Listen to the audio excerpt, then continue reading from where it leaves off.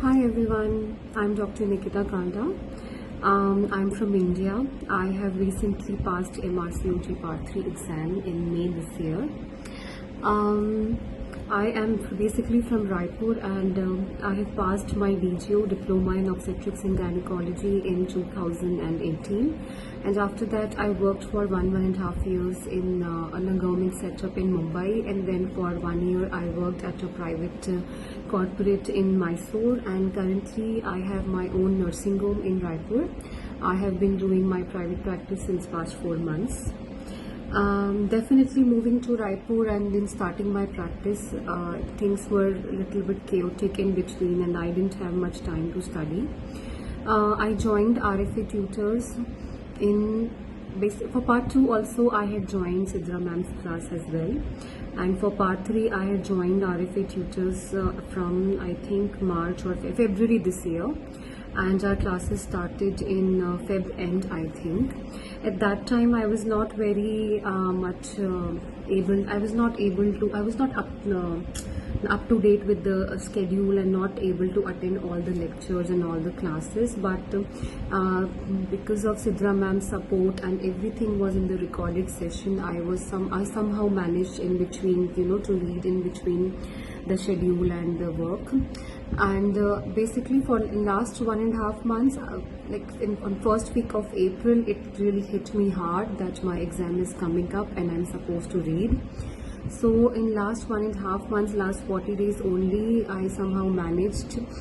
I didn't, believe me, I didn't study anything extra. Whatever sessions Sidra ma'am had done in our regular batch, as well as I joined both of her regular batch as well as her fast track course as well. You should join both the courses, because obviously in regular batches you'll be able to cover only a certain amount, right? You cannot cover each and everything in limited amount of time. So if you have time, if you are up for it, you should join both the things, the regular batch and the fast track batch. I didn't study anything else other than what was discussed in the batch.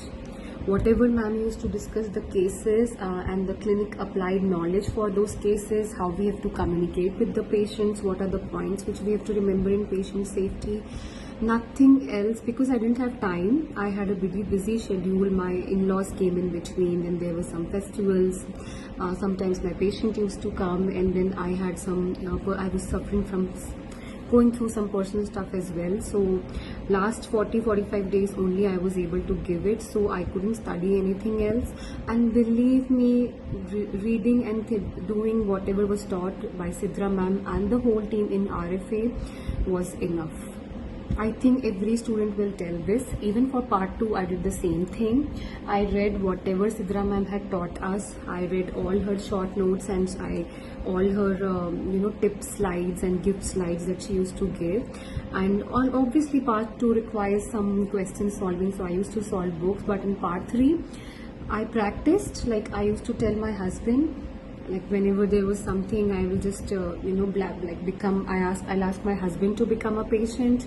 And there was this candidate, she also joined ma'am's fast track course. Her name is Anusha Rao, and she has also passed it with me this time. And we were lucky enough, like in last 15 days I got her. Like 1st of May we started chatting and we were like, let's discuss and be each other's patient and be each other's role player.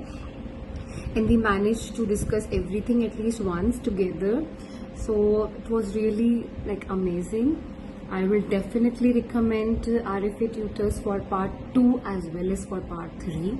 If you are with Sidra ma'am, believe me, you don't need to apply your brains as to what to do and what not to do. She will tell you exactly what to do, from where to do, how to do, and whatever she tells you, just mug it up or just try to remember that, or try to remember at least 70% of it, and your job is done. You don't need to do anything. And she tells you, like, you communicate like this. Believe me, whatever she told, there are certain lines and things like how you have to be empathetic and not sympathetic, and she'll tell you those lines. Just keep on writing that and mug it up and say those lines in front of the role player. That is enough. That is more than enough. Whatever question they throw at you, just say those lines and you will not need anything else. Definitely, you will need time in between to practice. Like for me also, it was for me like in apart because of my busy schedule. I used to study at night 2 hours daily and morning also last 2 years and 2 hours. And last 15 days I had to take off because I could not, because I did it in the end moment obviously. So if you are going along with Sidra ma'am in a regular batch, you might not need to take any offer. So you will be able to do it with your regular schedule if you really follow what she's saying. You don't need to follow 100% of it. Sometimes it might not be able to. You might not be able to. But even if you follow like 70% of it, believe me, your work is done. And the other good thing is that they'll be having like we have our small groups.